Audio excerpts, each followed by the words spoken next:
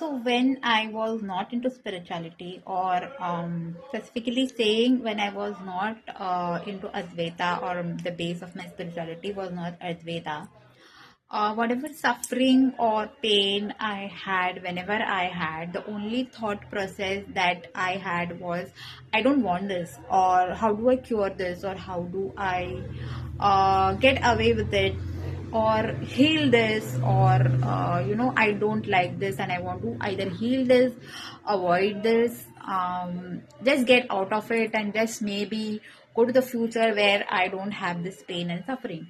But as soon as I got into Advaita, I experienced few states where I used to have pain in the body, but I was not identified with the pain.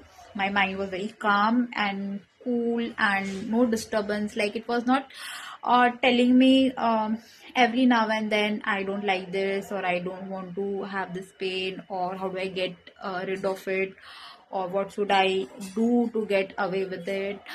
Can I not go to the future? So all these stop. I mean, all these thoughts stop when I got into Advaita, and then I realized, okay, there is a state where there can be pain and there can be discomfort, but there can be no suffering, because you are obviously the watcher of your thoughts and your sensations in your body and everything. So you can always go back to that watcher and not get involved in the suffering and pain.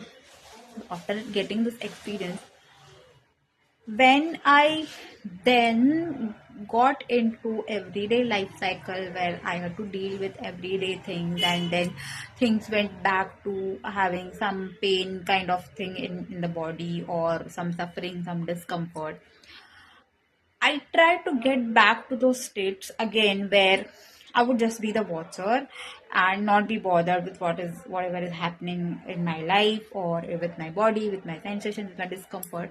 But unfortunately, those states wouldn't come. And then I would think, but I am a spiritual person. I know Advaita, I know that I am the watcher, but still I'm not having that state where I'm just being a watcher and not having those thoughts like, I want to get rid of this pain, I don't like this, I want to get away with this discomfort, I want to go to the future, I don't want to be here. So what I realized is, in the process, because also you have experienced states where you are unbothered, or you're not really bothered with what is happening, you think that those states will come again and you will lead the whole life like that, being a watcher and not being bothered. And then again with these thoughts like, why am I suffering, why is this pain coming to, additionally to this, we are creating more suffering, thinking that I'm spiritual, I'm someone who has known those states, I am someone who has Advaitic experience, how can I suffer? It is not possible for a spiritual person to suffer. This is not right.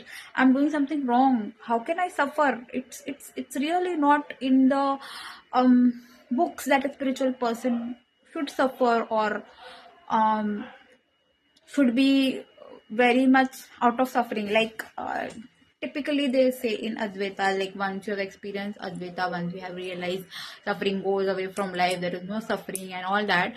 But in the process, when you then again suffer, there is one more additional thought: I should not suffer. The suffering is not for the spiritual person. Am I doing something wrong? Why am I suffering? I should stop this. I should become a witness. So for that, I have realized, let the thought be. Like, let the thought that why am I suffering? I should not suffer. Let these thoughts come. At the same time, you acknowledge that you are suffering and it is okay to suffer. There is no dictionary where it is written that a spiritual person should not suffer. You are allowed to suffer. And with that thought, when you think for yourself that, okay, I am okay to suffer, and it's okay to suffer, right? I mean, there is, you are the freedom, you are allowed to suffer, you can suffer. There is no written rule that You cannot suffer. Yes, I mean, there are states and you have experienced those states where you are not suffering despite of whatever is happening with you, but that doesn't mean that you can be like that forever. It can be possible. I'm not saying that is not possible, but when this thing happens and then you add on one more rule to it, that I should not suffer, it's making you suffer more. So next time when the thought comes that I'm a spiritual person, I'm a Advaitic person, I'm a non-dual person, I have experienced so many things, I understand so many things, I know so many things, but I can't stop my suffering. It's okay. You can't stop suffering. Okay.